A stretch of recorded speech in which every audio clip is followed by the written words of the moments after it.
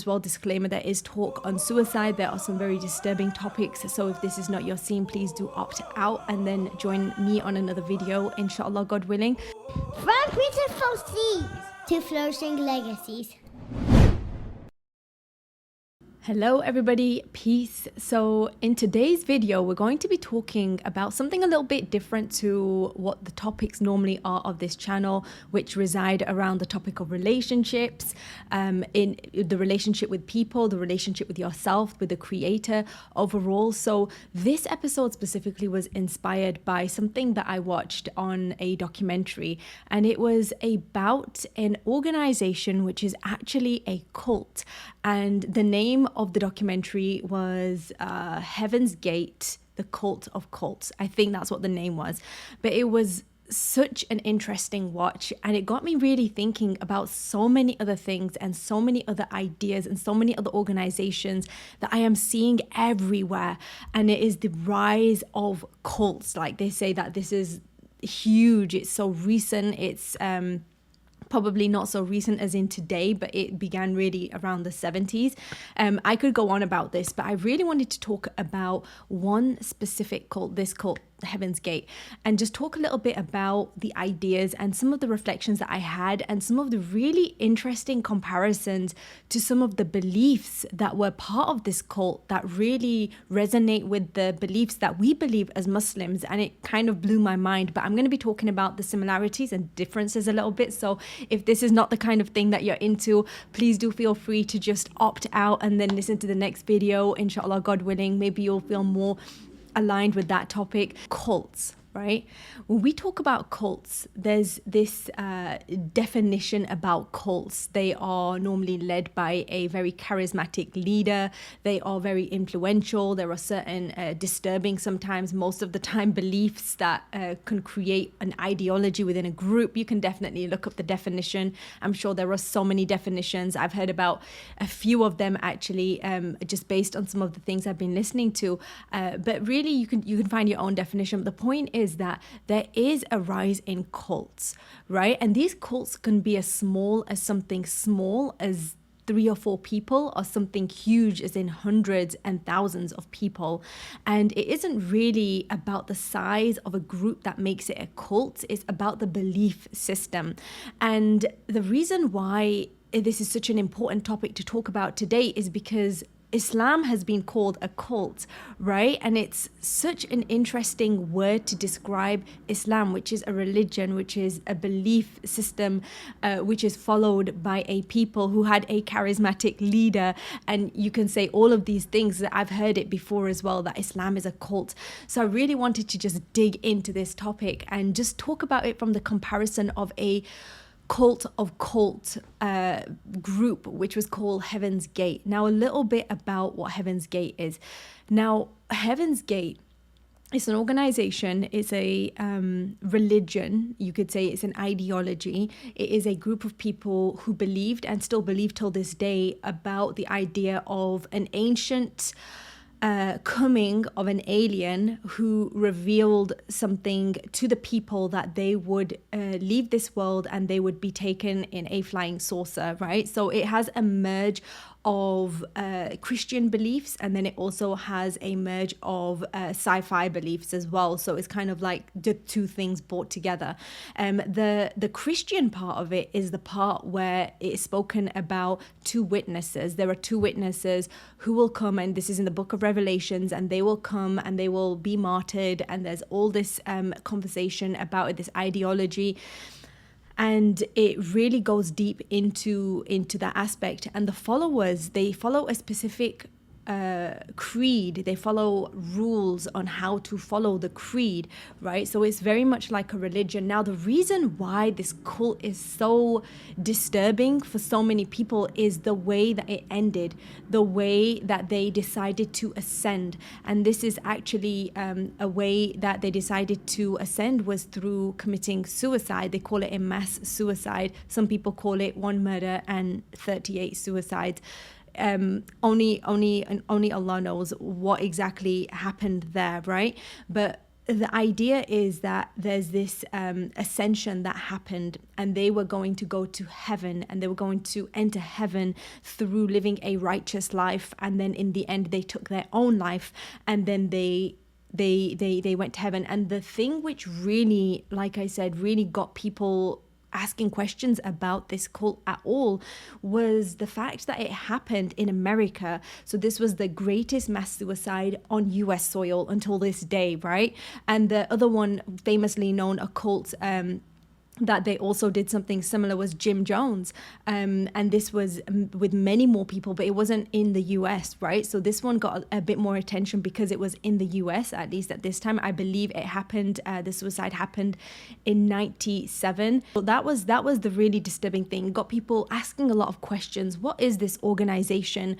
Why did people feel so strongly to follow this organization or this religion, whatever you want to call it, in order to give up their lives to join what they called the next level? And now here is where I'm going to be talking about the comparisons, the differences and the similarities of the creed and the rules to Islam. And this is going to be really interesting. But before I preface that and just go into that part of this video, I just wanted to also share that a lot of the cults, why they are so successful is because there are so many people in the world today who are looking for meaning. And think about it, right? We all have this universal state. I've talked about it in previous videos. I have talked about it in my book, The Woke Writer. This universal state is the universal state of humanity. It is the fitrah. It is the natural state of mankind. It is the nature of the soul, right? And with this belief is the belief to be compassionate to other people, is the belief in something greater than you. It is the belief in this justice, and it's the belief in nature, and not belief in nature, but appreciation of nature and of beauty. And these cults, what they do is they build on that belief, and they use it and they manipulate it and they change it according to the agenda of one person who is the charismatic leader. And just another note as well, I always admired people who have charisma and who are so good at connecting with people, and they are able to give their message in such a powerful way. And you can hear speeches of people who have done it in history over and over again. But then when I began to really reflect about the idea of being influential and having that impact on people, I began to realize that in this context of a cult, right? In the context of leading a very dangerous organization, a dangerous influence on people who are looking for meaning in their lives and looking for something to follow, it becomes not a blessing, but it becomes a curse, right? And this gift can be used in any way. And again, I talk about the idea of gifts and of gratitude and how to show true gratitude for those gifts in my book, The Woke Writer. And really, the show of gratitude is using your gifts for the good of humanity. A lot of these cult leaders claim to do that. And there is another cult that I will briefly mention as well. It's called the Love Has Won cult, and is the cult where a lady calls herself Amy Carlson. She calls herself Mother God, and she says that she is trying to love all of humanity and give love to all of humanity. But when you watch the interactions between her and her followers, and sometimes to the people who she's speaking to on the video, and she is no longer alive, she's deceased, but there is not much love that is coming through. In fact, it's quite a lot of anger, a lot of resentment, a lot of hate, and there is a reason for that as well, and I will get to that hopefully very soon. So anyway, to the comparisons, right? The comparisons of the beliefs of Heaven's Gate and the beliefs of Islam.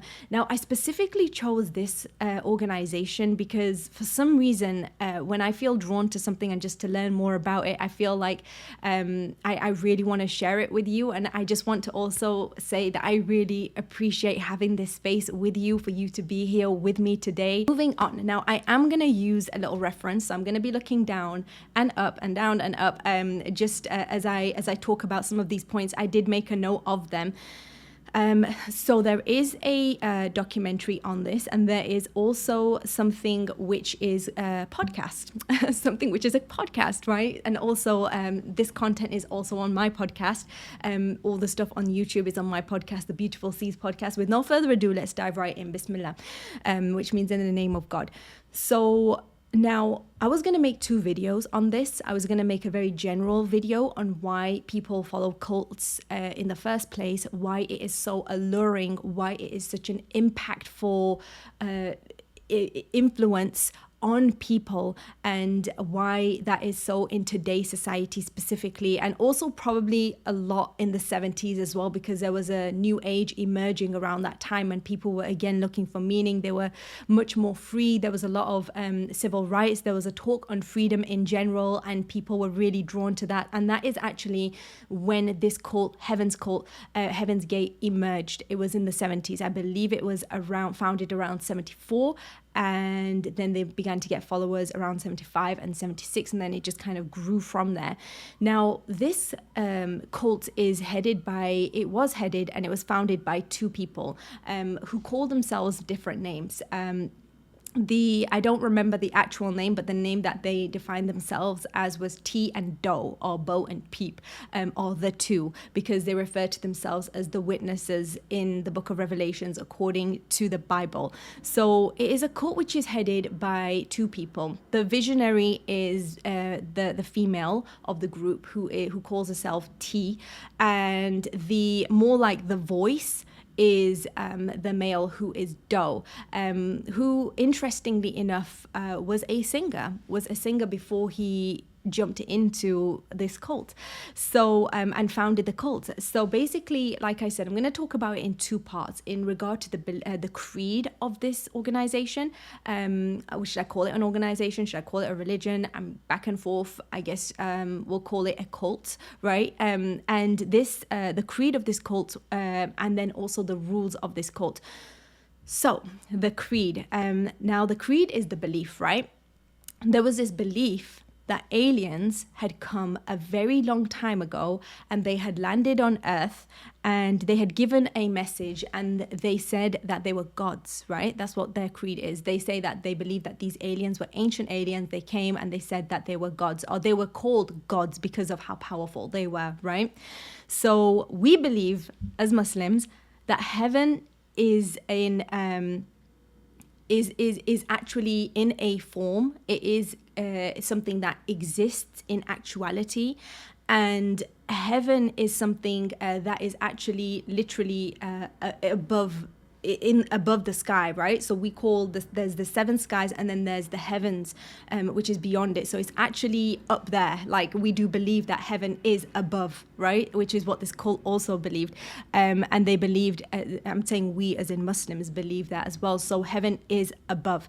So that was interesting. So what they also said was that the aliens were going to come and get you, and they were going to get you in physical forms.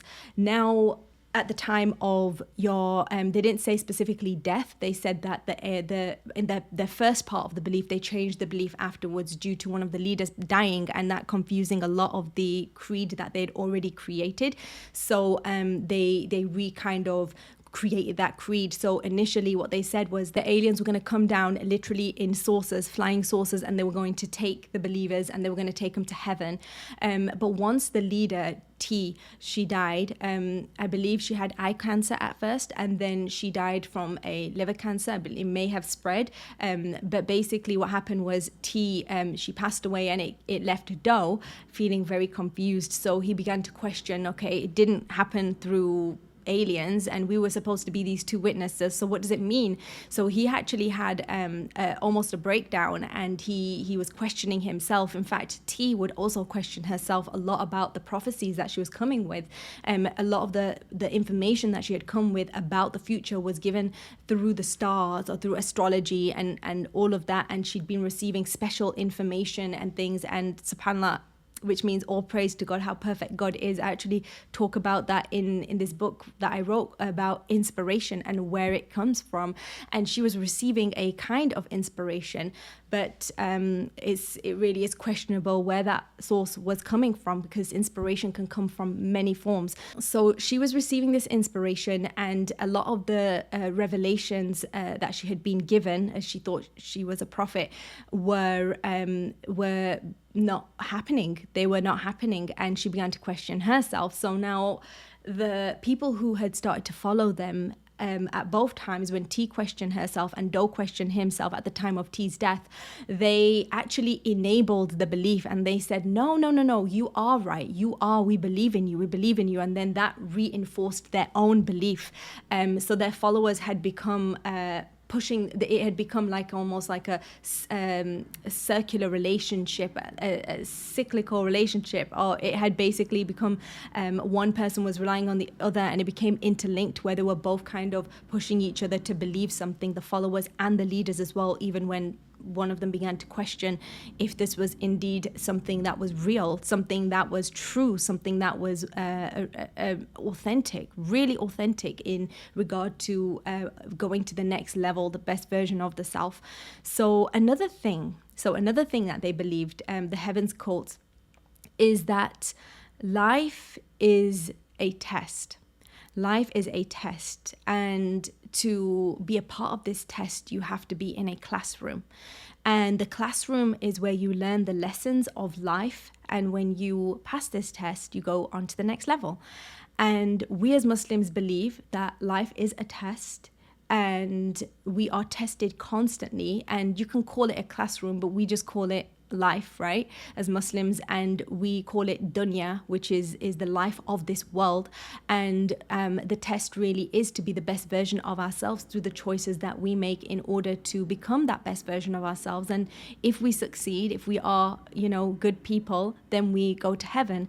And if we make the wrong choices, then we end up not going to a great place. And that is something that we also believe as Muslims as well. I'm not really sure what their version of hell is, but we Muslims believe in heaven, and also we believe in hell, and we do believe that life is a test.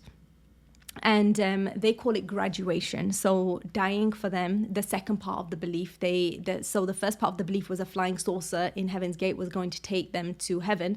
But when T died, they decided that the way of ascension wasn't literally in a flying saucer. It was through death, and it was a spiritual ascension. So the creed was changed.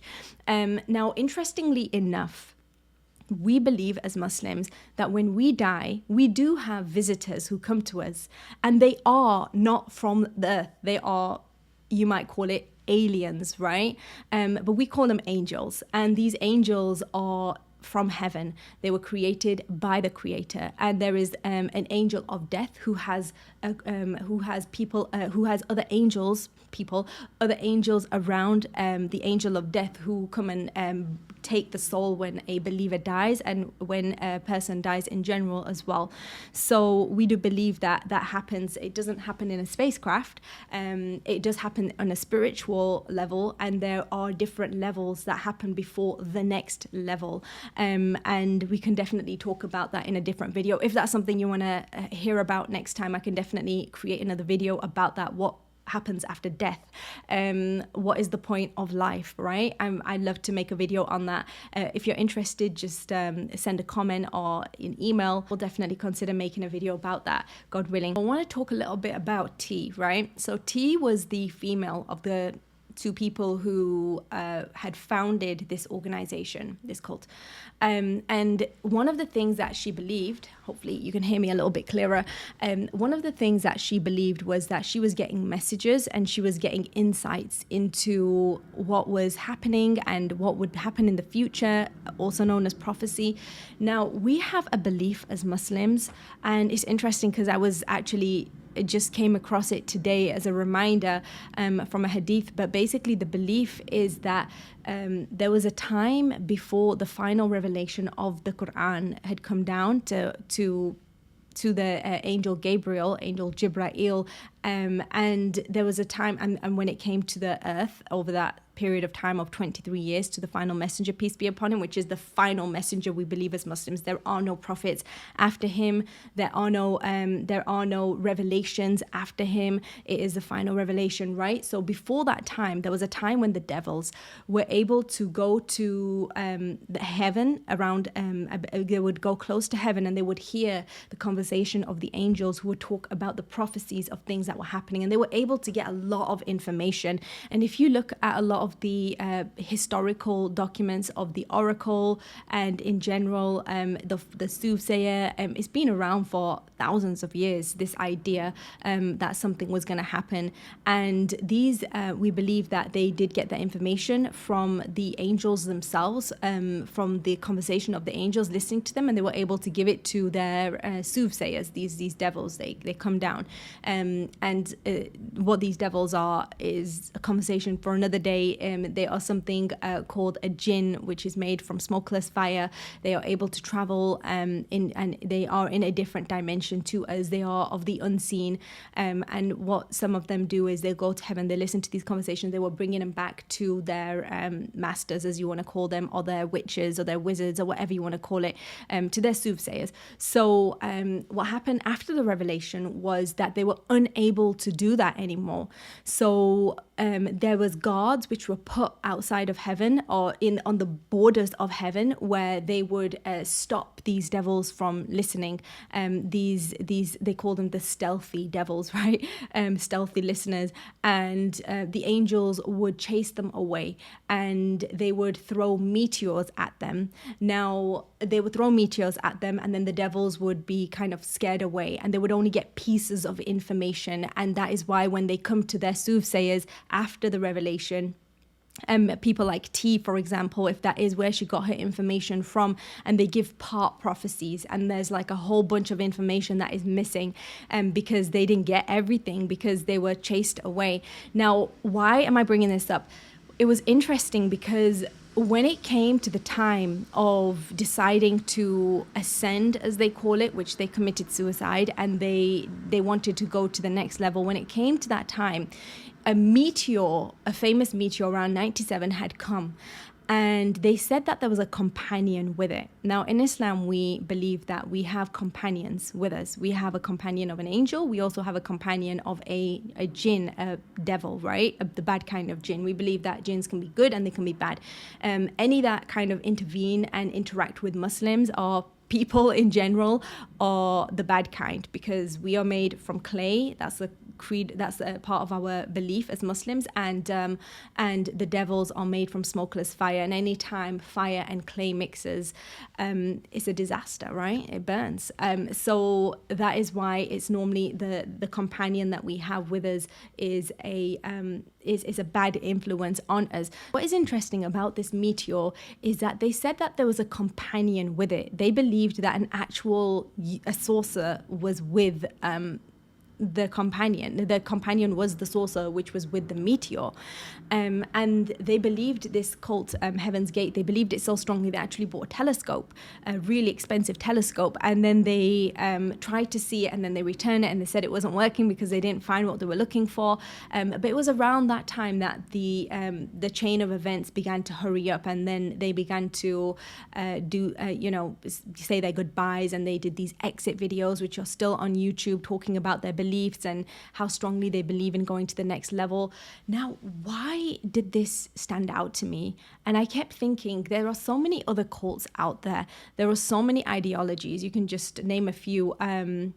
Waco, there is the Love Has One cult, the lady who called herself Mother God. There's the Jim Jones cult, and then there's so many others that are coming like in images, but I can't find the words right now. You can just type in cults and a whole bunch will probably come up, right? But why did this cult stand out to me so much? So I am a Star Trek fan. That's probably one of the reasons. My father was obsessed with Star Trek. It was always on in our house, and then my husband was obsessed with Star Trek, so we ended up watching I believe it was Enterprise, the one with Captain Picard and Captain Janeway after. So anyway, I like Star Trek, so it kind of got my attention in that way, because when I looked at the way they were dressed in a way which was it wasn't feminine and it wasn't masculine, right? So the women had cut their hair and they looked a lot like a lot of like maybe the Vulcans and the Romulans. If you know what they are, they've got that haircut which is like just short over there, and then it's just very short hair. The women look like that as well, and they wear this kind of uniform, and that's very much what these cult members also looked like. So even the females had cut their hair, and the idea behind that was because they wanted to be the best version of themselves, and for them that meant physically not looking or being human. And one of their ideas was something called beyond human. They didn't want to be human. Anything that is associated with being human, such as the desires, the desire for intimacy, the desire even for connection on a human level with people who are not within your group, was something that was frowned upon. It wasn't accepted. The rules were very rigid in that regard. There were other desires, and there was other things that were very human and things that they tried to move away from. For example, being a woman and being a man. So they tried to look as genderless as possible. They did not engage in any romantic relationships because they felt that was beyond human, right? So they were beyond human. And this insight came to me, and I realized they weren't trying to not be human, because as Muslims, we believe that desires are natural, right? The desire to eat is natural, for example, but we follow our desires with a kind of discipline, right? With a kind of discipline which allows us to be more free in other aspects, and it allows us to be more connected to our true purpose, instead of indulging in something so much or not enough where it becomes imbalanced in one way or another. So we as Muslims, we believe in desires. We believe that desires are essential for being human, and being human is something as Muslims we don't believe is frowned upon. In fact, it's something that is beautiful. We do believe in dressing in a way that is modest, that does not attract a certain kind of attention for men and for women, right? So we believe that. So but then at the same time we embrace the fact that we are human. We are women, we are mothers, we have children, we procreate, we are living in this world, we work outside, right? Wherever outside is for you, we interact with other humans, and in general that's just something that we try and do. So the way we help and we grow to be the best version of ourselves isn't trying to be not human, but it's trying to be the best human that we can be, because essentially the core belief of being Muslim is that humans are at their very core, their fitrah is pure and it's beautiful, and it's something that has just been layered upon, and the things that we've done, the people we have been around have influenced us in a negative way, and that is why we can no longer connect with that deeper version of ourselves, the better version of ourselves. So for us as Muslims, it's always about going back, right? It's always going back and digging deep and pushing those blinders off our hearts and connecting with that self. And when there's a lot of things that can become overwhelming, for example, desires which are not tamed, right? Which are not tamed or which are too tamed, a lot of dangerous and bad things can happen. And this is one example of it. This cult, they tamed and they eradicated their desires. Actually, they eradicated the source of their desires. And if you want to know what I'm talking about there, please watch the documentary. It's a lot more graphic and it talks more about that. But they completely eradicated the desire itself for being human, right? For being a man, for being a woman. So anyway, and I had the insight that I had was that they weren't trying to be beyond human, because you can't try and escape from your nature, right? We are human. What they were trying to be was angels. I don't think that's the word, and that's definitely not the word that they used for it, but they were trying to be angels. And as Muslims, we believe that angels exist. They are the beautiful, beautiful beings made of pure light. They can be extremely scary looking if they are put in certain roles. For example, the god of hell has a very firm face. He's terrifying. And then there is the angel of death, which really comes in the form, and it comes to you in the form of whether you lived a life of virtue, goodness, or you tried to be a good person, or whether you lived a life where you were hurting people and you were just, just being not a very good person, and it comes to you depending on which one of those it is. So it's interesting because they weren't trying to be not human. It felt like what they were trying to be was angels, because angels are also genderless. We call them him just to get a greater understanding of what they are, but we don't really know what angels are. We know that they have a form. We know that they are majestic looking. We know that they have wings of different sizes. Some of them have more than one wings, 2 wings, 3 wings, 4 wings, 5 wings, many wings, right? And some of their have been described as their wings with pearls dropping from them, but we have no idea what they really look like. But the image that this cult had in their mind of what beyond human looked like was an alien. It was like a round head with big eyes and the generic kind of alien picture that you will see, which was really interesting because when you watch the videos, and it really was just watching the videos and listening to the followers and the way that they spoke and the way that they smiled, a lot of people call them brainwashed and hypnotized. But for me, I do believe that they made a choice, and there is always a time that a person makes a choice, and then after that the choices just become automatic and streamlined, and then it leads to certain consequences, and a person can be questionable for those consequences because of the choices and the choice that they made. And an example of this is the narcissist. I don't believe that a child is born as a narcissist. I believe that a child is born as a human with a beautiful seed, and then the world comes and certain things happen, and then that nature, the mix of the soul with the body, creates certain things with the influence of the environment around them, and then someone becomes something. They'll decide, if they've been abused, for example, I won't be abused anymore, so I will become the abuser, right? Or a person can become the complete opposite, the codependent, who is saying, I know I hate being abused, so I'm going to deal with it by being as nice as possible, so I will never be hurt again. And it comes out in different forms as well. So anyway, that is a conversation for another day. A lot of the information and the things that I talk about in the videos that I create on this channel, and just something that I'm extremely passionate about, is trauma, and specifically childhood trauma, and also complex PTSD. And that is something which is, I believe that so many people have this, and we have no idea about having it, and we have these certain behaviors that come out in later life as well. And an example is the unresolved trauma from, for example, not being seen as a child, right, and not being heard, and developmentally that does a lot to a person. So then you will have people who are claiming to be God, right? Because they are so desperate to be seen, and it goes the complete other direction compared to what the actual balanced path is, right? So a lot of the point that I'm trying to make is, a lot of the cults and the cult leaders and the people who are following these cult leaders are extremely intelligent beings, right? They are very, very intelligent.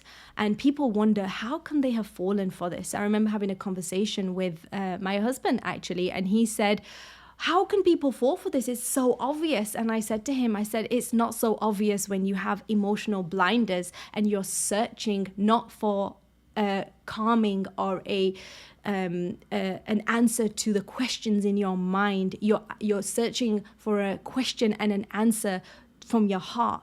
And that is why so many people are unable to see the absolute contradictions that a lot of these leaders are performing and showing, and they are unable to see that because they so want to feel like they belong, and they so want to attach to a greater purpose, because that is something inherently within every single human being, the need for fulfilling our purpose. That is as the fitrah.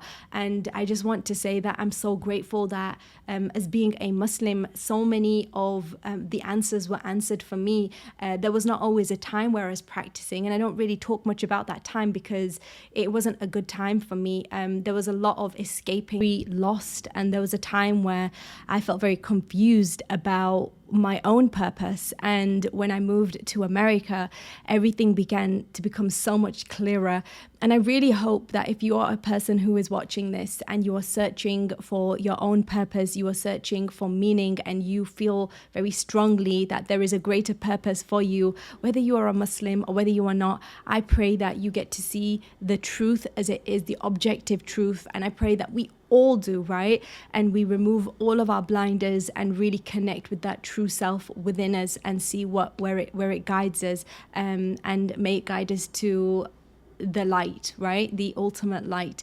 And I hope that you enjoyed this episode. And I do have a free downloadable for you. It's from my book, The Woke Writer. It's all about letting go. And I also have a free course for you as well, which is based on my book, The Woke Writer. And the course is, all the details are under this video. I really hope that you have a blessed day, everyone. Peace.